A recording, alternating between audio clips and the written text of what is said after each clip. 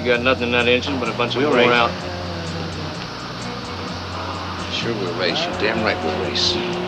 For pinks. Pink slips? You mean for cars? You want to race for the whole shot? That's right, all a rolling stock.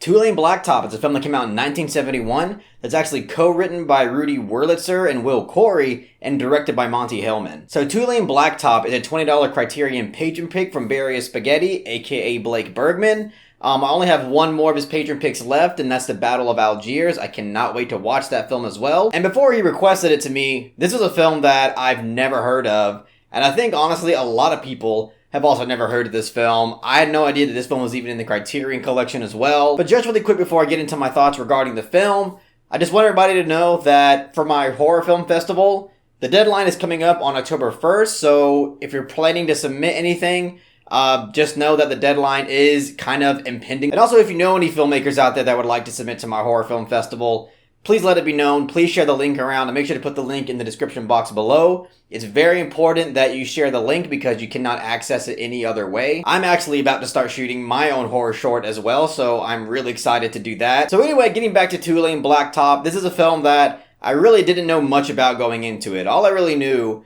was that it's a very 70s type of film, and also it revolves around car culture, which honestly, in a way, had me a little bit skeptical because I don't really give a shit about cars, to be honest with you. I'm gonna do kind of have a liking for more classic cars, but overall, like, I really just want to get from A to B, and that's what I care most about. And let me tell you, after watching Two-Lane Blacktop, regardless of me really not giving that much of a shit about cars, I really love this film. This film was a lot more engaging than I expected. I found myself actually caring about car culture in this film, and overall, I think it's just a compelling and rooted to reality, and also a type of hopeless film, but it's not pompous about its hopelessness. This isn't a film that goes way out of its way to shove this film's nihilism down everybody's throats. This is a film that is actually quite minimal and very subtle with its approach. I can actually see a lot of people that went into this film for the car culture stuff and for the racing type vibe that the film gives off, kind of coming away disappointed because, again, I do think that there's enough emphasis on the car culture stuff for somebody to be satisfied with. But when it comes to like the car action and the racing, honestly, this film doesn't offer much of that. And I actually respected it a lot for that because even without any type of action, this film was still incredibly engaging and entertaining. It's actually quite subversive because this film's plot and its conflict is established pretty early on, and it's basically establishing that these two characters are going to race each other for the entire film. So in a way, you're kind of expecting this type of high-speed car racing event that happens throughout the entire film, but it's actually not quite like that. Like, yes, they are racing, but it feels a lot more human than that. Because what I actually think this film is trying to express through its story and characters is this deep inner yearning for human connection. There's this lingering sense of loneliness that kind of radiate from these characters. And I feel like that loneliness is mostly expressed through the male characters in this film. Because the female character in this film, which by the way is played by Laurie Bird, she does a great job at embodying this classic hippie hitchhiker chick that just kind of floats around from place to place and just wanders America for what seems to be the infinity of time. But she's a character that is more or less set on her lifestyle. Like, she pretty much has no regrets with what she's doing and gets bored with anything that she sticks with for more than a few days. And just a quick aside about Laurie Bird before I move on. She's an actress that had a very short-lived career due to a tragic death. She was actually dating Art Garfunkel, and she committed suicide at the age of 25. So she was only able to come out with 3 films, or at least appear in 3 films. And Art Garfunkel actually dedicated one of his albums called Scissors Cut to Laurie. And just overall is a tragic story that I wasn't expecting doing research on this. But her character contrasts pretty well with the male characters in this film because the male characters in this film feel like they have something to prove. And it's actually Laurie Bird's character that ignites the competitiveness between both the racers. And ultimately, she basically becomes the main motivation for these drivers to race. She kind of becomes an unintentional end goal for both of these racers. And again, like for a film that, on the surface kind of seems like something that would be, an alpha masculine Chad type of movie, is actually kind of a critique of that masculinity.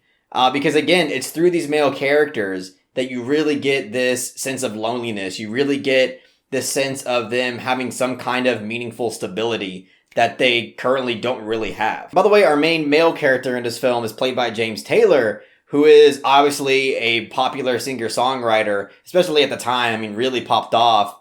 And his buddy in this film, who plays the mechanic, James Taylor is the driver. His buddy, the mechanic, is played by Dennis Wilson, who was also basically a singer-songwriter because he was known for being in the Beach Boys. And Dennis Wilson also has a tragic ending to his life as well. He basically went down a very dark road with drug abuse, and eventually in the 80s, he tragically drowned by accident. Just another tragic piece of information in regards to one of the actors.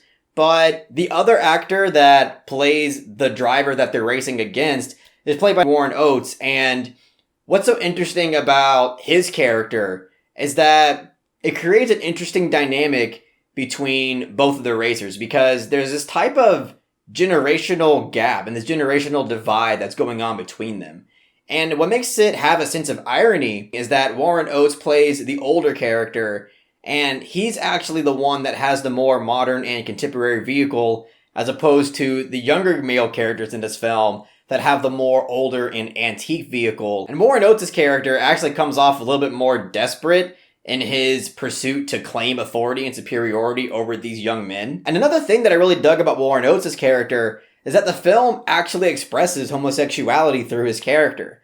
And the reason why I find that so interesting is because, again, for a film that on the surface appears to be this, masculinity type thing on steroids, it's actually able to showcase something that, again, is quite delicate and, again, a bit subversive when it comes to films like this. And also subversive when it comes to the whole car culture thing in general.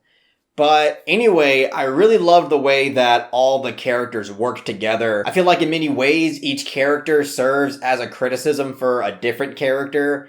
And just the dynamics between all of them, I feel like, is very compelling. And the dialogue that is discussed between all of them, I feel like is what really makes this film interesting and engaging. And I also really loved the ending to this film. Honestly, it was kind of surprising how creative it was, because all I'll say is that there's this creative choice in sound design that I think is not only immersive, but at the same time, I feel like even through a simple choice like sound design, it's able to encapsulate that feeling and the themes of the film that, again, I touched upon, that have to do with loneliness and that desperate yearning for human connection. And again, just through some simple choices, I feel like it's able to make that theme and the ending a lot more effective and thought-provoking. So I'm going to give Two-Lane Blacktop a soft 9 out of 10. Freedom's just another word for nothing left to lose. Yeah, I really didn't expect to love this movie that much, but there was just something about its minimal approach to filmmaking and the character dynamics between everybody in this film that just really made it an engaging film. And I really hope this review gives it more exposure, because I really do think it deserves it, and I really hope that more people discover this film and watch it, because it really does deserve the attention. But that's all I gotta say about Two-Lane Blacktop. If you really enjoyed what I had to say about the film, just give it a thumbs up and share it amongst your friends. And don't forget to subscribe to the channel to be updated on more film-related content.